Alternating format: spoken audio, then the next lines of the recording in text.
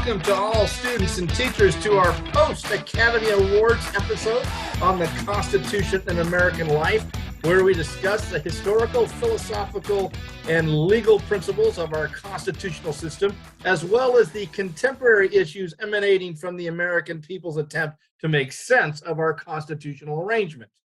I don't know if our FOPs are as committed to film as they are to music, but I was wondering just how good their film history was after glimpsing part of the Academy Awards last night. So, gentlemen, I'll take a brief moment here, and I'd ask you to name the film identified as the best movie of the year when you graduated from high school.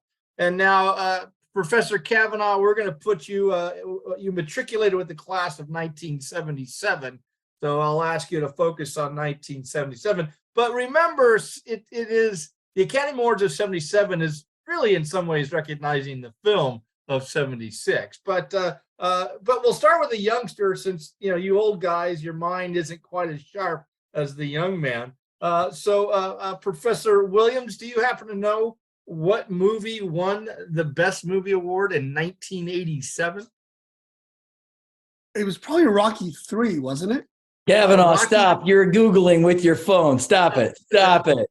Rocky III. Chris is Googling. Stop it, Chris. Oh, my God. Well, I'm just checking. It was Platoon there, Professor Williams, kind of stuff. So, Professor Kavanaugh, class of 77, what was the movie of the year? And of the four of us, but the three of you, it's the only time when I would argue that it was not. All the others, I agree that it should have been best movie. Your year, not so much. I'm going to say E.T. I have no idea. Whoa, E.T. Okay. I didn't come out till early 80s. That was like 82. Yeah. Jaws. I don't know. Professor Williams was closer. It was the original Rocky, which, by the way, I think is one of the greatest disappointments in film history. Network should have won that year, is my viewpoint. And Professor Moore. Well, I would have guessed Rocky, because I knew that was a big there was a big kerfuffle over that. So I don't know. 76.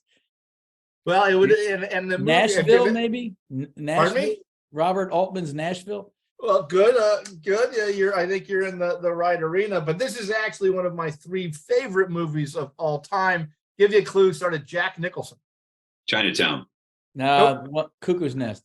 Cuckoo's Nest. That is correct, Amundo. And in 1975, it was Godfather 2 there. So I affirm that we are not film buffs here on the Friends of Movies. Most of us couldn't remember what films we might have seen in 97, let alone 77 or 76 there. So in this, our ninth episode of the Winter-Spring 2023 season, we are going to be taking a look at what I consider just another extension of American exceptionalism by addressing a quote by the beloved Ruth Bader Ginsburg on the idea of equality. Although I agree with many that federalism and separation of powers are the key structural principles that are at the core of most constitutional debates, I believe that equality is the ghost of our philosophical and principled past. It has been elusive from the very beginning, and we still struggle to live up to our national creed that all men are created equal. So let's begin our deconstruction of Justice Ginsburg's notion that this is a transcript from an interview she was giving, that she didn't change the Constitution. The equality principle was there from the start. She says, was just an advocate for seeing its full realization. By attempting to come up with an understanding of what constituted, she was trying to see its full realization there. And so where I'd like to begin this evening, is just looking at the word equality.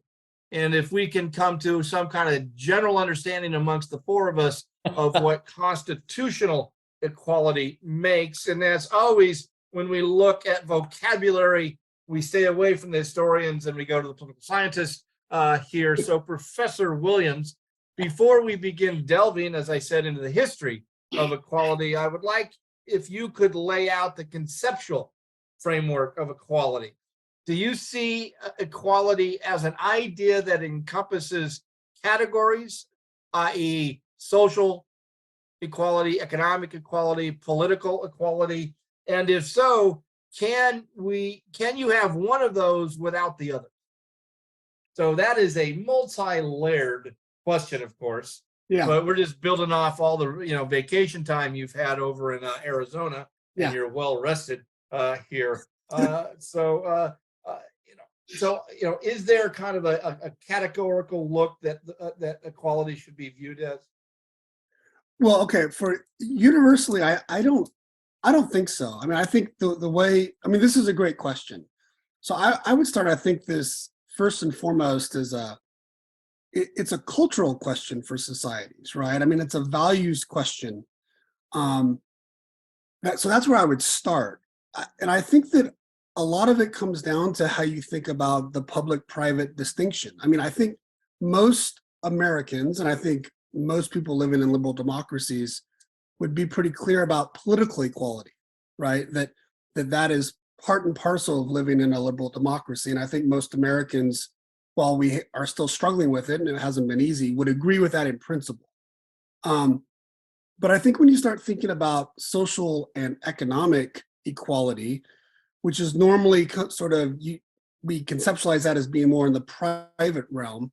I just think there's debates in different societies based on their histories and based on their values over whether those are included or not. Now, with that said, like that's sort of like where you can draw the line. I really think when you think critically, and I'd have the students think critically about exercising political equality, whether that is possible if there is not some notion of social and economic equality also there.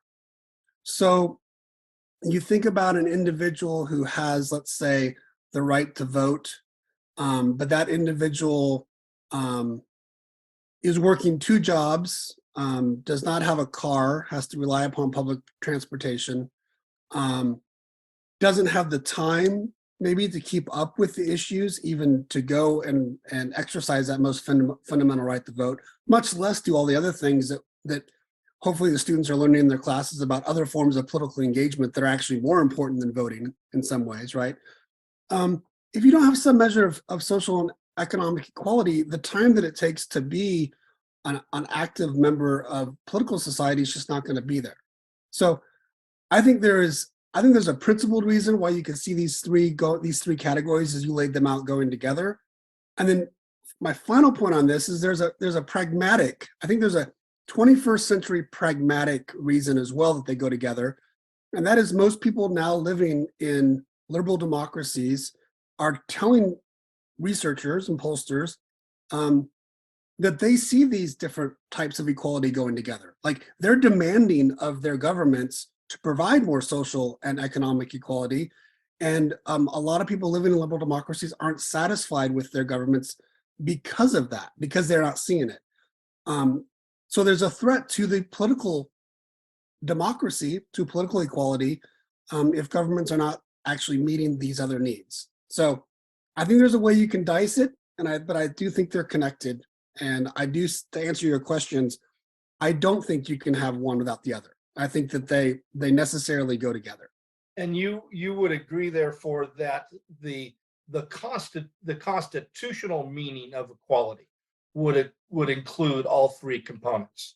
That it's just not that the constitutional meaning is just not political equality, all right? And it's just not social, but it includes all 3, including economic. The constitutional meaning. No, I don't think so. I mean, I think constitutionally, I think that equal protection of the laws is a notion of political equality. I think. Okay. Now, I don't think that can be exercised without social and economic equality as well. Okay, Chris or Tim, thoughts on it? Well, On my this notion of constitutional equality, is it just political equality and does not include social and economic? Well, I agree with what Mike was saying, but I guess I have a question for him because I think it certainly, when it comes to the Constitution, is political equality, or I would say legal equality under the law, right? Due process and equal protection for all persons. Which, the 14th, we'll get to the 14th, I'm sure, in a little bit. But Mike, something you said was this. So without having, let me get this correct, social and economic equality, it's hard to achieve political equality, right? So is your contention then that is the role of the government to ensure that those other two? So that the idea of social and economic equality is something that should be the government forces should adhere to? Personally, yes, right? I would say that to fully exercise your rights as a citizen in the most legalistic sort of political way, these other things have to be met. And there are many countries in the world who, we've talked about negative and positive rights in here, who, as they articulate it in a way where it's very clear that there are social and economic rights that are protected as well as political rights. But I don't see our Constitution doing that. That's why I think it's something that it's aspirational. Well, I think the only reason I would push back is I guess I go to the classic case of Brown versus Board of Education. That seems to be, a decision that's extending equality in a social kind of designation. It's not political. The idea within the public institutions that we have, social institutions, which I think schools are, that the state must provide equal protection of the law there. So it seems to me that constitutional equality would go beyond economic. That's kind of, go ahead. Well, maybe it's just the word political that maybe we're just talking past each other. What I said at the beginning, I mean, this line between public and private is not a set line, right? We debate over it, it moves. And what the court was saying in Brown, my understanding was that as a public institution, schools have to be open to everyone. That's different than telling a private employer that you must provide a living wage to someone in order for them to have equal access to the material needs they need, like for shelter and food. That's not something that Brown said, obviously, because we don't conceptualize private employment as something that falls in the public sphere. So, Professor Moore, in the last few weeks, we've talked about sovereignty and federalism there, and I just want to, kind of review a little bit, with the students. There is a very, very vague notion of a nation. All right, post Declaration of Independence. And in the articles, yes, we do have a nation, but it is a confederated nation in which sovereignty resides overwhelmingly in the states.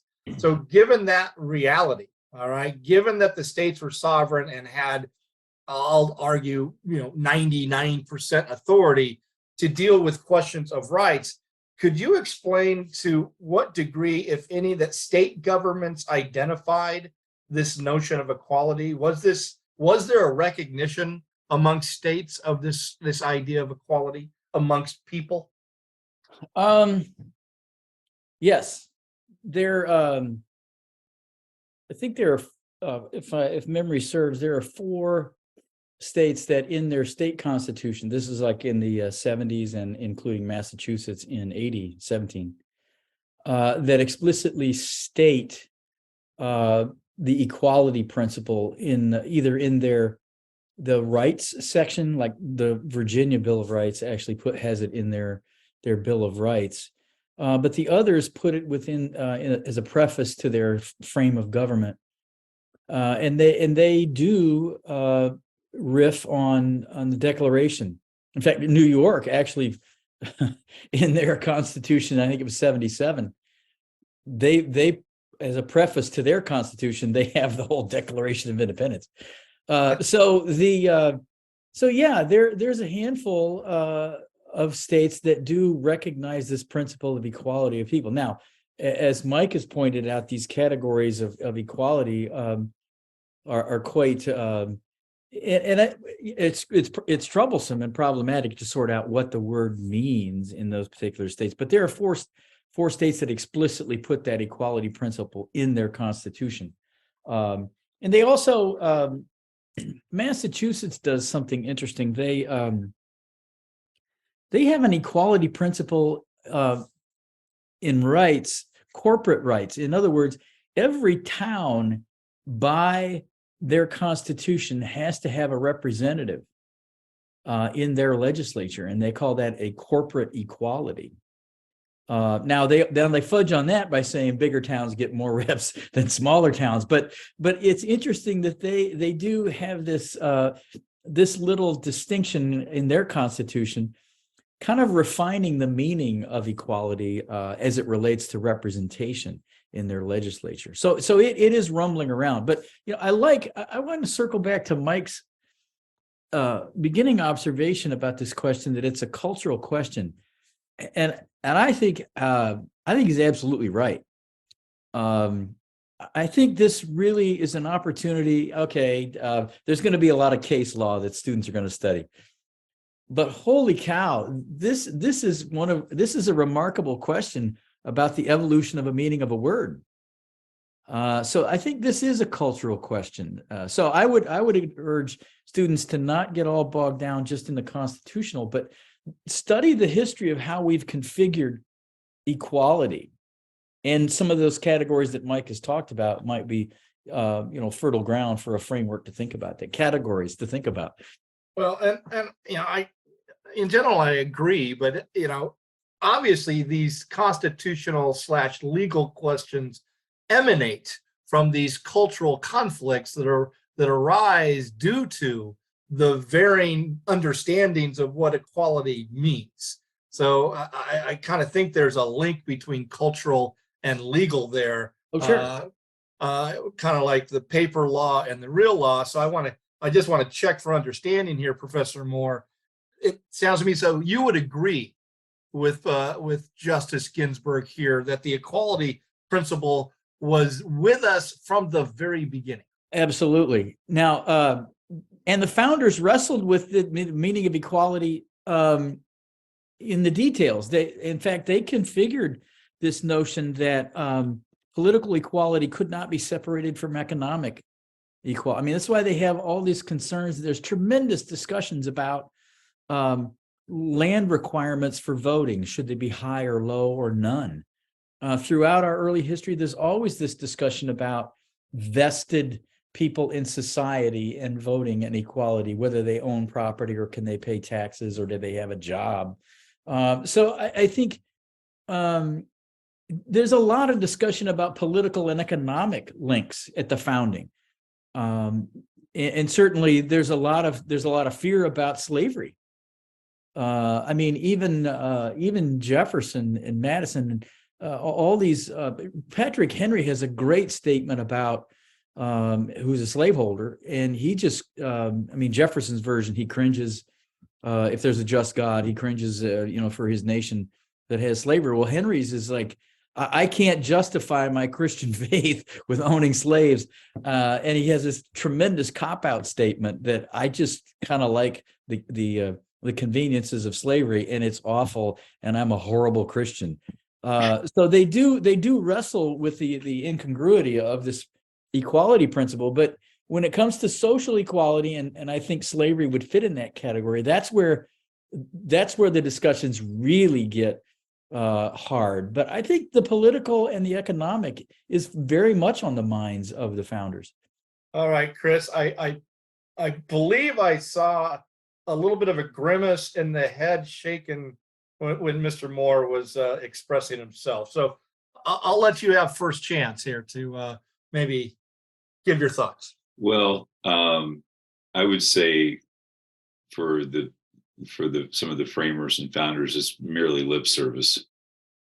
I mean, yes, but that doesn't. You're right, but that's not like a blanket statement for all. No, true. I mean, there might be one or two people in that melee of framers and founders, but yeah, I'm not sure. I'm gonna buy that because the proof is in. Well, okay, I'll reverse myself and we'll go to the original New Jersey state constitution, right, where women and free blacks could vote. Of course, they amend that constitution to take those rights away when they write their second one, but in their original, it was a step toward equality, social equality, and political equality. Well, it was an economic component in Jersey. I think they phrased it was a mistake in Jersey. They think they phrased it like if you held land, if you owned land, that translated into political voting. And they said, "Holy cow! There's women in our state that have land now; they can vote." So even New Jersey, there's this link between the economics and the political meaning of equality. As it can, but New Jersey goes backward. Yeah. Oh, yeah. Mike? Yeah, I agree with everything that like Tim's brought up and Chris. When I read this quote by her, I thought, oh my gosh, am I going to have to like argue that I disagree with because I was thinking the equality principle she's not talking about in our culture or in the state constitutions. It's like, I didn't change the constitution. So I went to look at the context of this quote in this interview, as I'm sure some of you did as well. And her next sentence is, where we started out, even the Declaration of Independence starts out with all men are created equal. I see my advocacy as part of this effort to make that equality principles everything the founders would want if they weren't held back by slavery, is what she says. And I adore Justice Ginsberg, but I think that's a different statement than to say that the provisions in the Constitution, and I think it really, I know we're going to talk about the Civil War amendments, it kind of like takes away from that moment of that huge, Reconstruction period about rethinking it, because I don't see equality in the national constitution. I think it's fascinating that's in the state constitutions, and that may be more like at the founding period, as we've discussed. Maybe that's more important, given that that's where the founders thought the real political action was taking place. But I think I think her argument here fits in with what I'm reading these days about a lot of critiques that Black intellectuals have about how we see history, about seeing this march to progress and how it's always been a march to progress, rather than kind of saying that, no, it hasn't. That's not the story of America. It's a story about putting up obstacles from the beginning. So. Well, thank you. I mean, again, I admire and respect Justice Ginsburg. God bless her soul there. But there's no reverence there. And I think this is understanding that we're really referring to the Declaration of Independence and the national constitution. But I did want to talk about the state constitutions, because I don't think there's a equality principle whatsoever in the national constitution as originally constructed. And there's this, this idealistic feel-good notion, all right, of this either public relations or propaganda statement. I don't know if we've come to a consensus of which one it was. We hold these truths that all men are created equal. Yeah, that makes us feel warm and fuzzy, but I'd like to know where we see that in America. All right, you guys talk about New Jersey, and I am curious, Chris, how long between the first New Jersey and second New Jersey Constitution where they retract their equality? I'll defer to Professor Moore on that. Well, the Jersey was written in the late 70s, maybe 77, and I think they rescinded it in the early 1800s. Okay. Now, but I look at all the distinctions. Heck, there's distinctions, and I think you brought it up, Professor Moore. When we look at voting rights, there's distinctions made on property. So, yeah. I mean, what kind of equality principle exists if we have property distinctions amongst white males? I think I'll answer it actually maybe philosophically. I think it's possible for the framers. I'm going to speak for the framers now. Hey, I think many of the framers entertained the possibility. There we go. That you could believe. Now, I think, listen to how bizarre this is to modern ears. It's possible to believe in what Jefferson and Locke and all those and Harrington before them, they call original equality. It's possible to believe in the equality, original equality, but in terms of societal functions, you can live with inequalities. I think today we tend to take all the categories of equality and conflate them and combine them, whereas I think the framers could say original equality. But they noticed that, I mean, Adams, there's this natural aristocracy. Even Jefferson later in life, all these letters that go back and forth between Jefferson and Madison and Adams. So Jefferson actually uses and agrees with Madison that there's this natural aristocracy. But in one of the letters, he says, but it doesn't undermine the principle of original equality, going back to the Declaration and Locke's principle about the state of nature. So I think they can entertain in their head the notion that there is original equality, but yet there's inequalities socially and economically. But they did fear tremendous problems if their economic equality or relative equality would not continue. They tremendously feared the what today we would call wealth disparity. So, Professor Kavanaugh, as Mike referenced, we're going to get to maybe the real birth of the principle of equality, and that is post-Civil War. But I am curious as to, was there any significant movement, in your opinion, towards enhancing this principle of equality between 1789 and the outbreak of Civil War? That is the early national antebellum period. Or is it all kind of dormant, and then post-Civil War, we get an explosion there? No, I'm going to go back to and kind of dovetail with something that Tim was talking about out of Massachusetts, and that's the Quock Walker case, or cases, a series of cases actually in the early 1780s. Was 1781? Does that sound right, Tim? Something like that. 1781, 1780. Yeah. I think it's 81 or 82. Yeah. Yeah, so it's right in there. And so this is Chief Justice Cushing of the Massachusetts State Supreme Court, what I consider a wonderful opinion, using the Massachusetts State Constitution that Tim alluded to, which talks about the principle of equality. And therefore, Cushing, in his opinion, says that really slavery doesn't square with what we have in our state constitution. Now, it doesn't eliminate slavery in Massachusetts, but by 1790, Tim, the census, there are no enslaved people recorded in the state of Massachusetts, simply because it becomes this is sad to say, it's not economically feasible for any people to own other people in Massachusetts by that time. So you see, starting early on with the Quock Walker case, but my gosh, Jonathan Edwards gave a sermon in 1791, about the evils of slavery. Fast forward a little bit to Sojourner Truth. Can I jump in here? Okay, and Sojourner Truth might be your turning point. There can be an anguish and a distaste for slavery without a belief in equality. Wouldn't you agree? So just because you have hostility to this institution of slavery does not mean that you buy in. I'm not going to debate that. I mean, Abraham Lincoln is a poster child for that. Frederick Douglass. And so that's what I'm wondering. I mean, and obviously slavery is clearly, folded into this to some degree. But this principle of equality, that we hold these truths to be self-evident, that all men are created equal. All right. And so I'm looking at this principle. So I want, is there any evidence that this principle, other than, even in Illinois, right?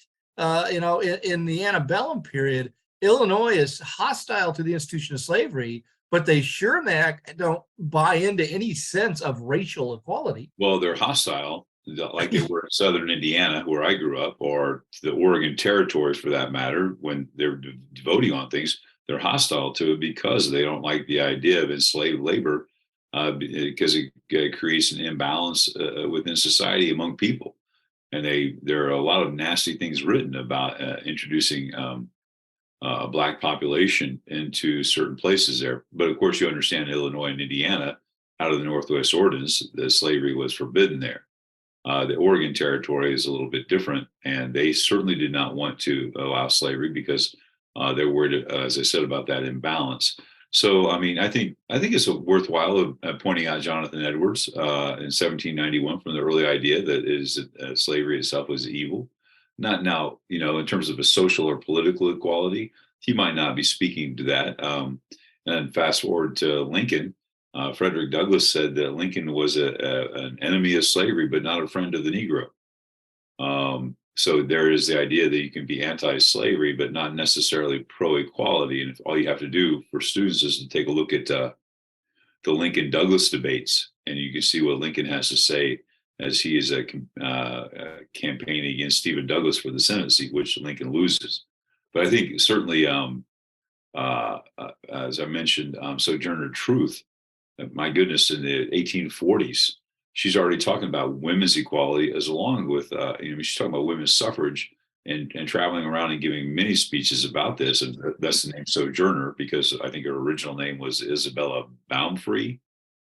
Yeah, I think she was enslaved by Dutch owners, but in New York. So she was one of the early people traveling around talking about not only women's suffrage, but also about the evils of slavery and promoting equality. So I think we've had these movements, but, as students will probably aware, the abolitionist movement, whether you're talking about, from Tubman, Frederick Douglass, William Lloyd Garrison, Wendell Phillips, just I'm throwing out a bunch of names here.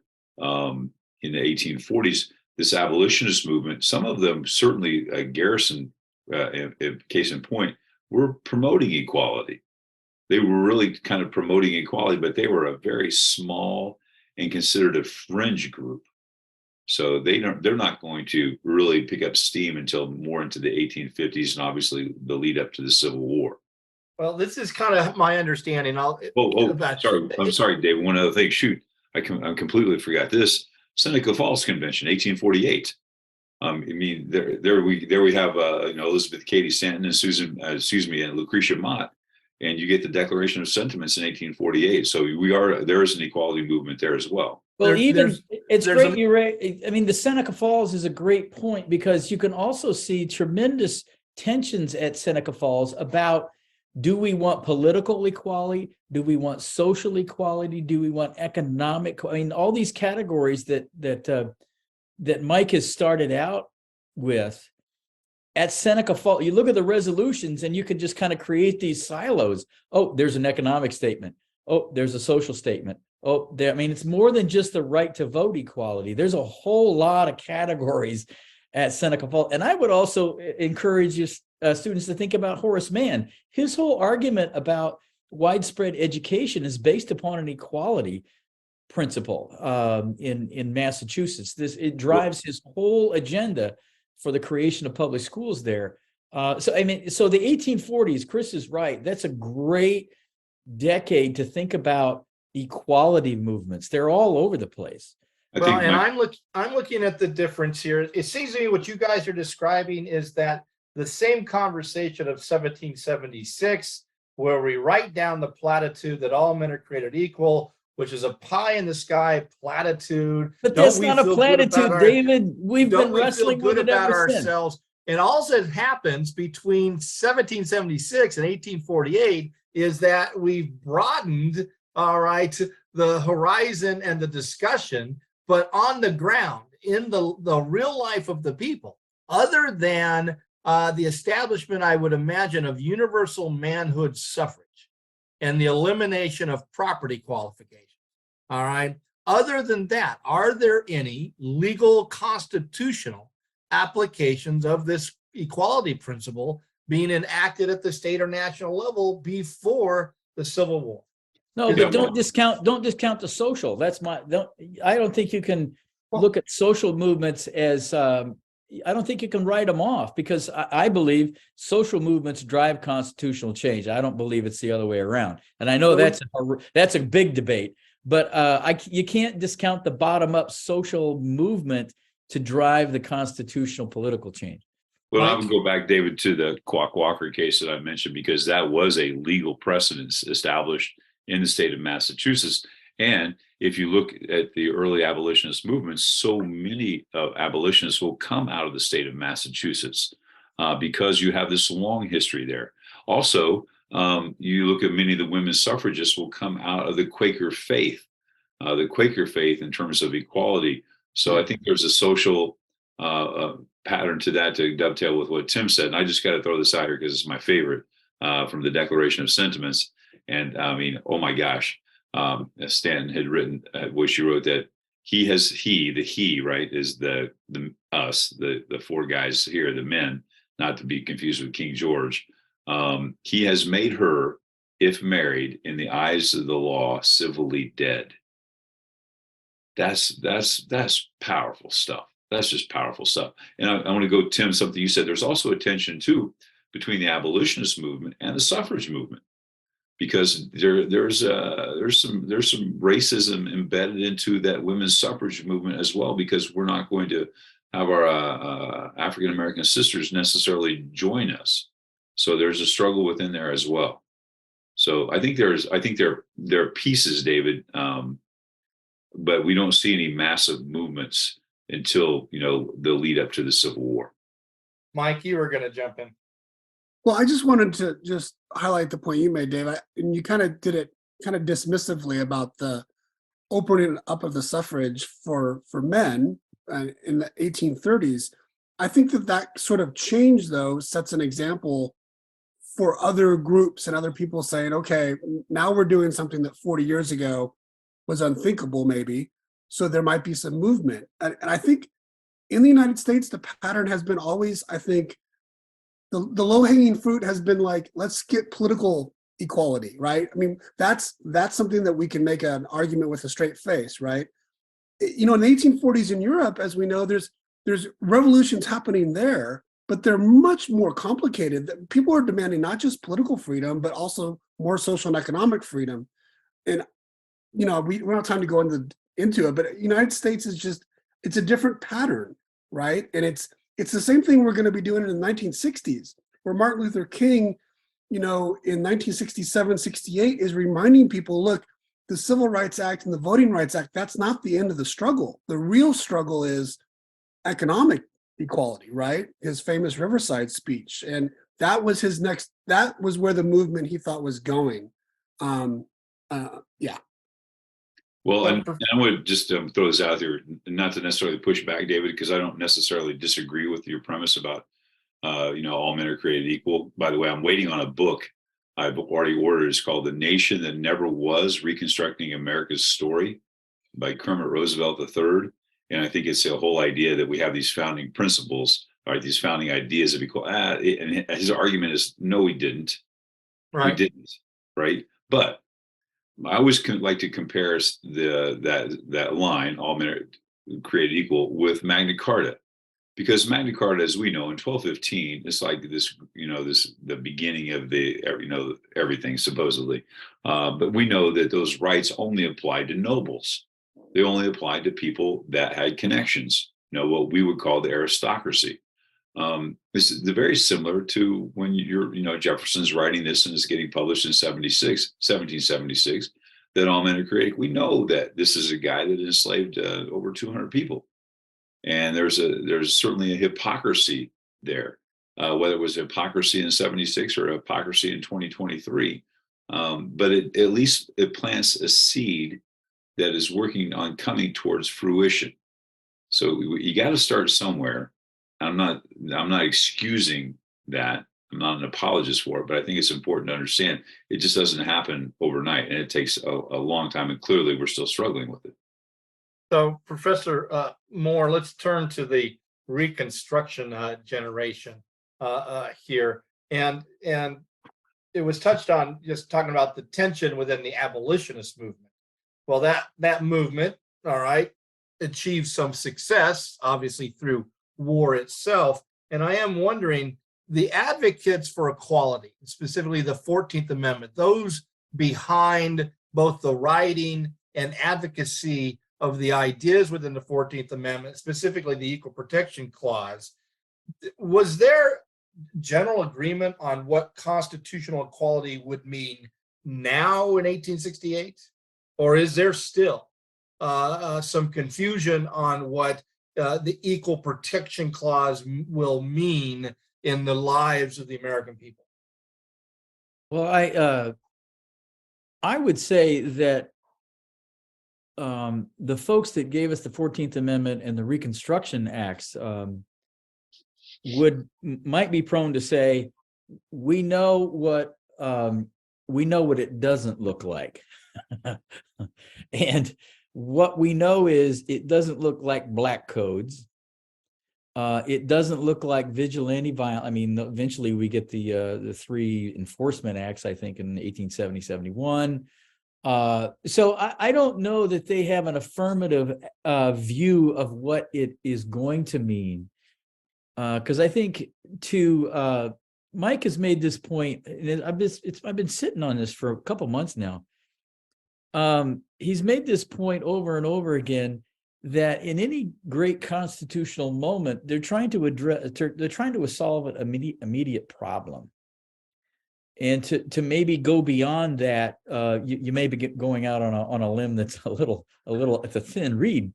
So when it comes to Reconstruction, I would say they knew what inequality looked like. What equality meant, I'm not sure. I mean, that's what the traditional answer is. That's what the court has done to kind of clarify for us.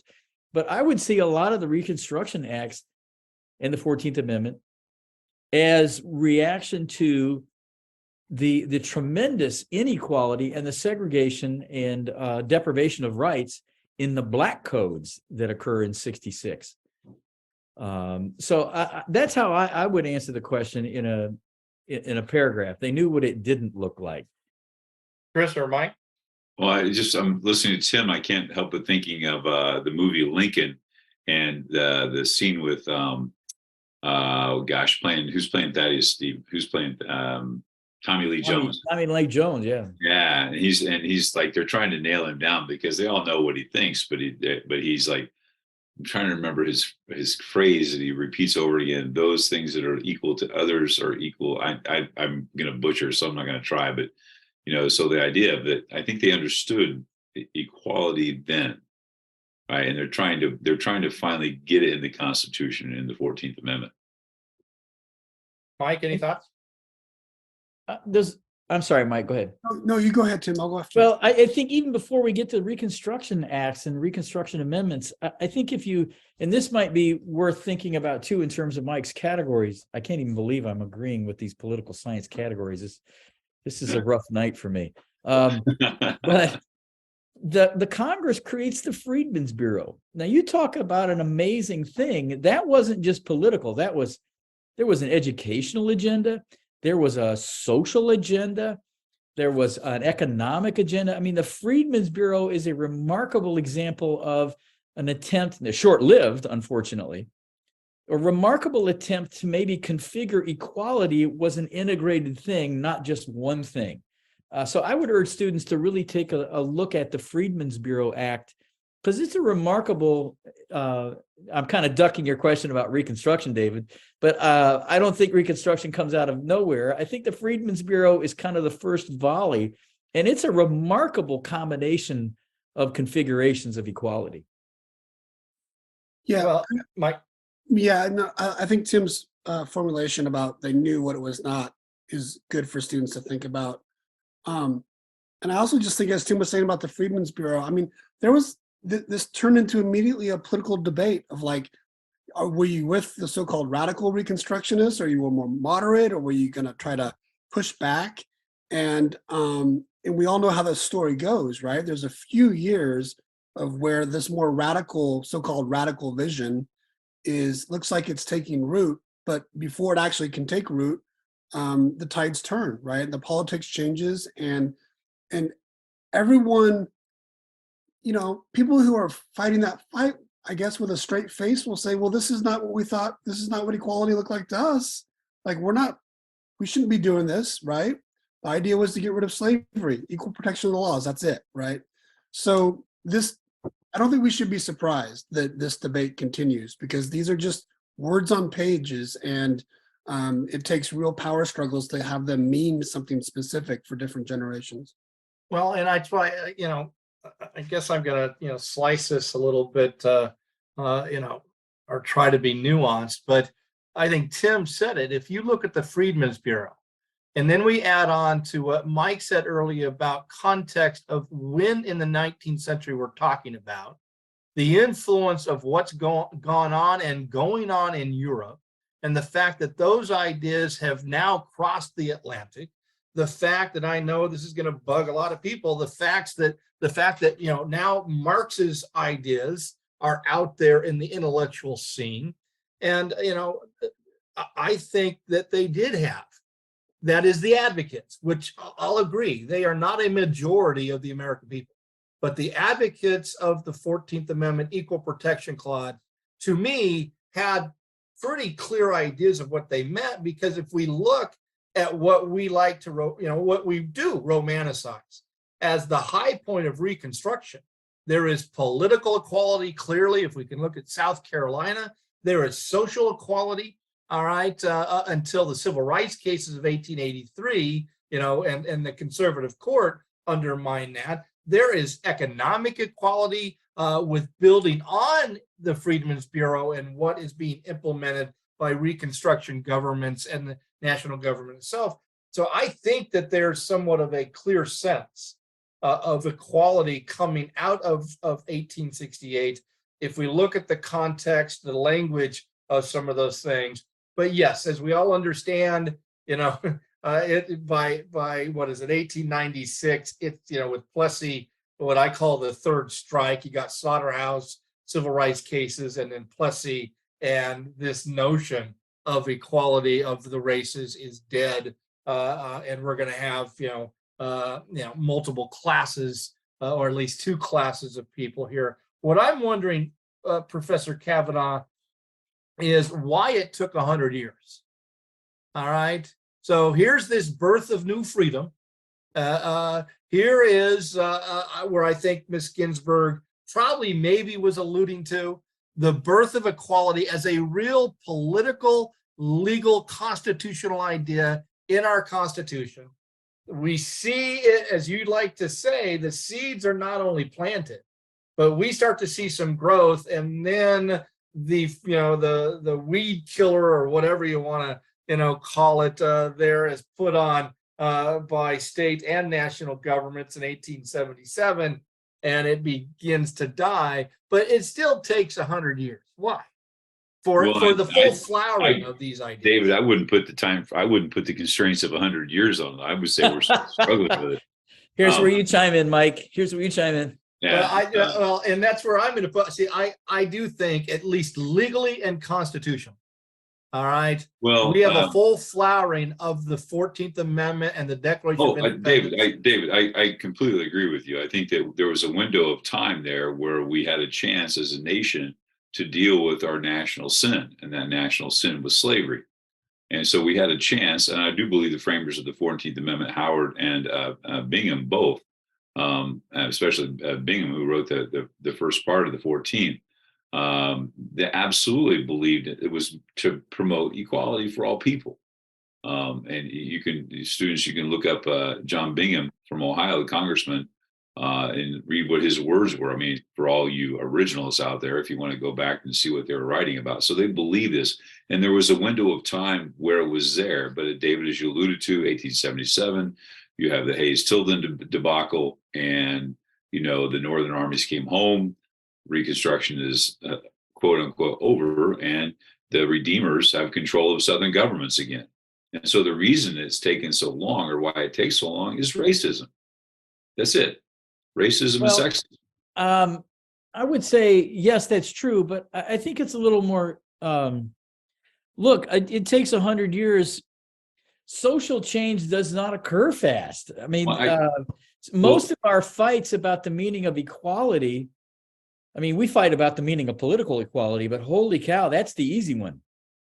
So the meaning of social equality is horrifically complicated, and I think it's even more complicated than just racism and sexism. So there's so many isms Well, I don't, to Tim, I don't think overcome it is. with social I don't- equality. I don't think it is. I mean, I just shared an article because we're talking about this in my AP class. I just shared an article about a guy who got 42 months in Mississippi for burning a cross and trying to intimidate his African American neighbors. So I don't think it's I don't think it's any more. And that was right now. I mean, this is happening right now. You see people right now flying, banners around the Jacksonville Jaguars. Are you making my argument for me? No, I think it is. I think it's a simple thing. I think it's racism. I think it's racism. I think it's sexism. Okay, but so I think embedded in all of that though is our social issues. I mean, I'm not disagreeing. I'm just saying it's worse than you think, I guess. Well, so Chris, you have the cultural isms. Are there any structural barriers here? And what I'm thinking is kind of more institutionally, with whether it's the institutions of the national government and state governments that are to blame for this long journey. Absolutely. I mean, Such all you as? have to do is look at, for students, look at Shelby County versus Holder, right? And look at the decision by Chief Justice Roberts. And I love Justice Ginsberg as a retort, right? I'm going to paraphrase, but it's like getting rid of your umbrella when it's not raining, like it's never going to rain again. And as soon as Shelby County comes out, what you start to see are states starting to institute tougher laws to keep people from voting. And if you look at places like in Texas, where they're taking away polling sites from crowded urban areas. Where are these crowded urban areas? Predominantly African American neighborhoods. Why? To make it harder for people to vote. Look at the state of Florida. The people of Florida voted to amend their state constitution to allow felons to vote. And what happens? The state legislature of Florida says, okay, that's fine. We're going to work our way around that and say, you can vote when you pay back your fines. Right, but the fact of the matter is there's no pushback to that in Florida, Chris. That's called democracy. The governor played his hand, and David, he's gone. You asked a question. David, you asked a question. I answered it. You asked a question. I answered it. I understand that. All right, but what I'm looking at is in that, because yes, we obviously today, all right, we still have, and Tim has said it, we're still debating a lot of these issues. What I was looking at is that period before the Civil Rights and Voting Rights Act, and again, here's where, to me, 90% of the blame, all right, is going to be on the court. All right, the courts undermine the 14th Amendment to begin with, and then the courts until isn't there a Texas law school or a decision in the 30s or 40s? Yeah, I'm trying to think about Sweat v. Painter. Yeah, but generally Brown is kind of seen as this major turning point, at least within the courts. And we've got Truman in the late 40s as far as presidential there. But I do see the courts as the structural institutional problem in that 100-year period there.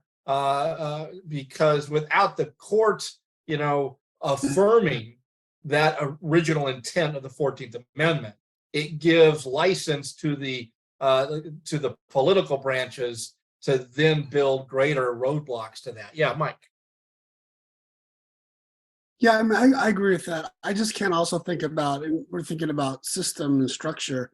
It goes back to federalism, and I mean, I don't think we need to remember the incredible amount of violence that was used during the beginning of the 1880s up through the 1950s, right? Tim mentioned before, he said, well, the folks who wrote the Reconstruction amendments knew what equality didn't look like, and you mentioned vigilante justice. And in those places in America where Blacks, despite Jim Crow, were able maybe not to achieve economic equality, but to achieve economic freedom, those places were literally burned to the ground by mobs.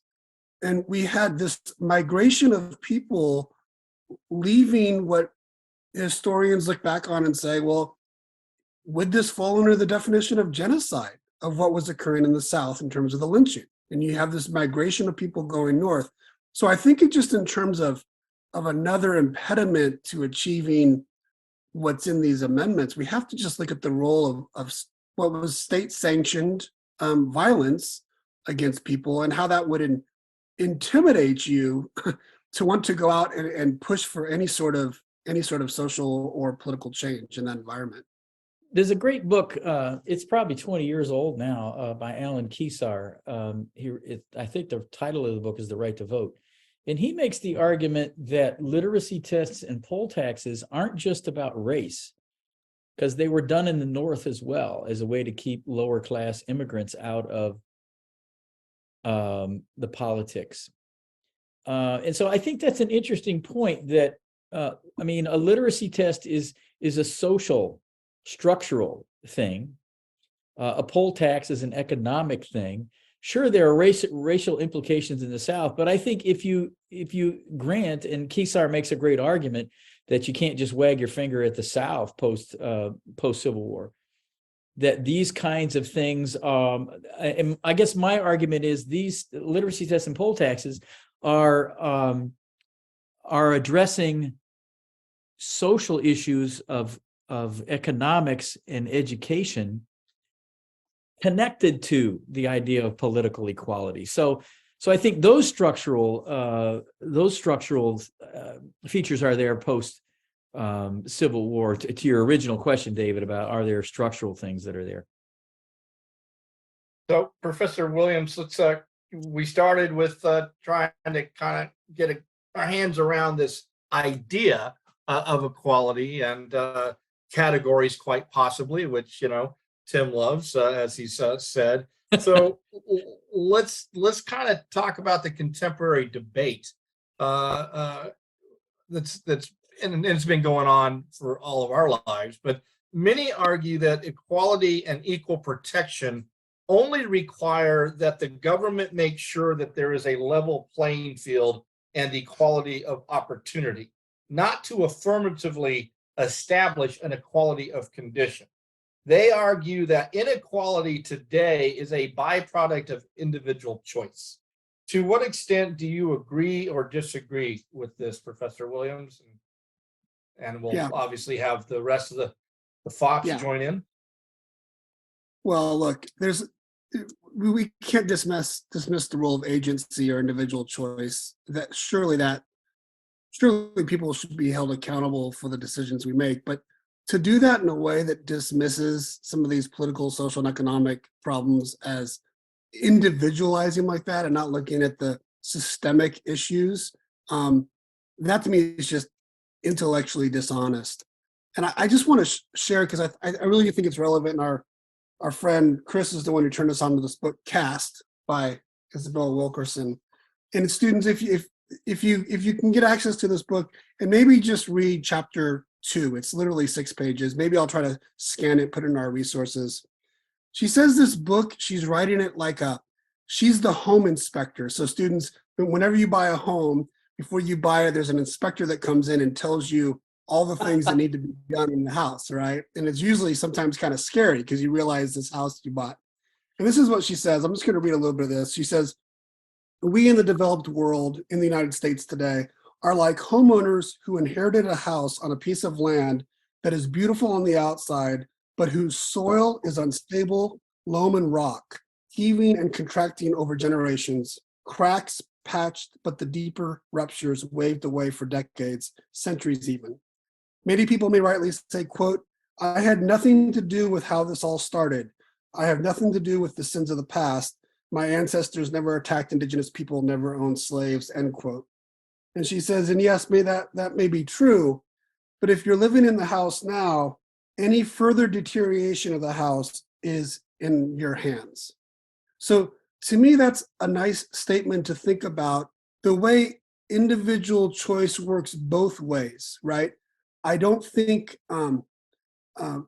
as Chris has said, the sin of slavery, of racism and slavery has set up a cycle of powerlessness and underprivilege that we're still living with. And if there's any way to think about individual action, it's what do those of us do who are now living in this house that is it's got some holes in the walls. And are we going to choose to work together to fill the holes, or are we just going to kind of ignore it? So to me, the answer to your question is, I don't think it's a byproduct of just individual choices. I think that these are cycles of underprivileged that have been around for 400 years. I would just throw this in here, and I'm not sure because it just flashed across my big dome here. We're recording this on a day where we had two banks fail, and the concern is for investors, not investors, excuse me, but the people that had their money in that bank to get that money back, not necessarily the people at the top. I want to make sure. So, and I've seen a lot of chatter on social media. There are people that want to quickly come in and bail out the bank, but there's many people that were very much opposed to bailing out a student loan. So there's an interesting juxtaposition of ideas here, because you chose to take that loan, you chose to go to college. Now you have this. You're graduating with debt. I think that 78-80% of the kids that graduate from college these days graduate with some type of debt. And so here's the Biden administration putting out a plan. Of course, that's challenged in the court, as we know. The court's already heard this case, but it's an interesting idea about people are calling for the bailout of these banks, or it helps some economic prop up for these folks because they're worried about the system, and rightfully so. I'm not saying they shouldn't be, but they're also the same people that were poo-pooing the idea of helping people out that are trapped in this idea of this cycle of debt. So interesting debate about that. I often have conversations with my conservative brethren. And it's interesting to me when I point out that in a lot of parts of the country, there are conservatives that like affirmative action in the form of school choice. Conservatives are basically saying, and I think rightfully so, that if I'm going to rankle all the public school folks here at the table, but is there a way in which money can be used affirmatively to offer a better education in charter and choice schools? Now, we can debate about whether those schools are better or not, and some of them are terrible. But I do think that even conservatives are into affirmative action.